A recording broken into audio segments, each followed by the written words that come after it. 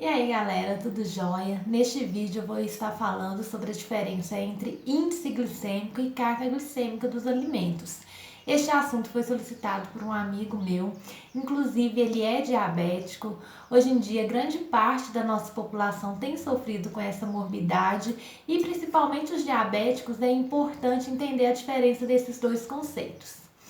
Quando a gente consome um carboidrato, esse carboidrato ele vai ser digerido e vai virar glicose na nossa corrente sanguínea, vai virar açúcar na nossa corrente sanguínea. E aí, a gente vai ter aquele carboidrato que a gente considera de alto índice glicêmico, moderado índice glicêmico e baixo índice glicêmico. Isso vai depender dessa capacidade do carboidrato virar açúcar na nossa corrente sanguínea. Por exemplo, eu considero que um carboidrato ele é de alto índice glicêmico quando eu ingiro ele rapidamente ele vira açúcar no meu sangue.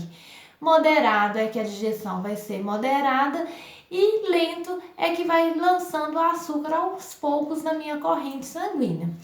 Como exemplo de um carboidrato de alto índice glicêmico, eu tenho o açúcar. E dependente do tipo de açúcar, exceto o açúcar de coco, a digestão vai ser muito rápida e eu vou ter aquele pico de glicose no meu sangue. Eu também tenho algumas frutas, como a melancia, que também é considerado um alimento de alto índice glicêmico, o arroz branco, o pão branco, todos esses alimentos, que são feitos com farinha refinada, que passaram por um refinamento, geralmente são considerados alimentos de alto índice glicêmico.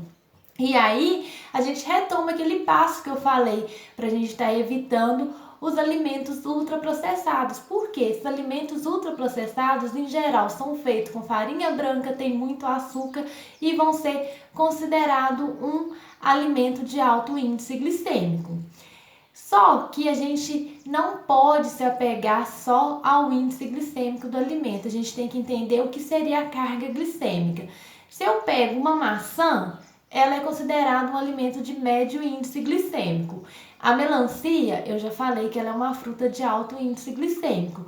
Quando eu vou observar a carga glicêmica da melancia e da maçã, elas são semelhantes. Por quê? A carga glicêmica ela vai medir o índice glicêmico do alimento, mas vai levar em consideração a quantidade de carboidrato que tem naquela porção.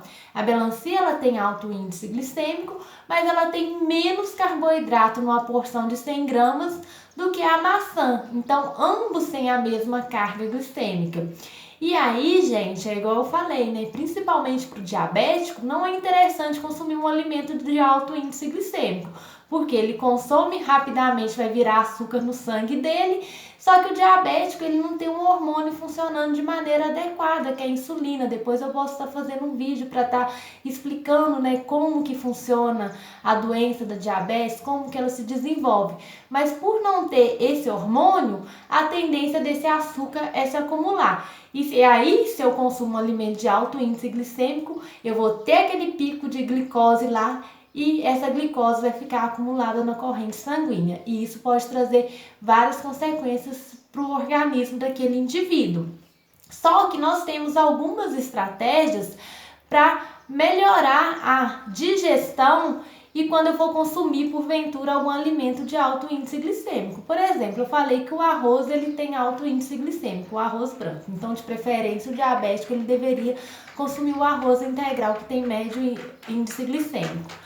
Só que, se eu for no meu almoço comer o arroz branco e eu colocar muita salada ali, colocar uma proteína boa como um filé de frango, no processo da digestão eu vou ter fibra para ser digerida, eu vou ter proteína para estar sendo digerido ali, uma gordura boa, eu posso colocar, por exemplo, o azeite para estar temperando a salada.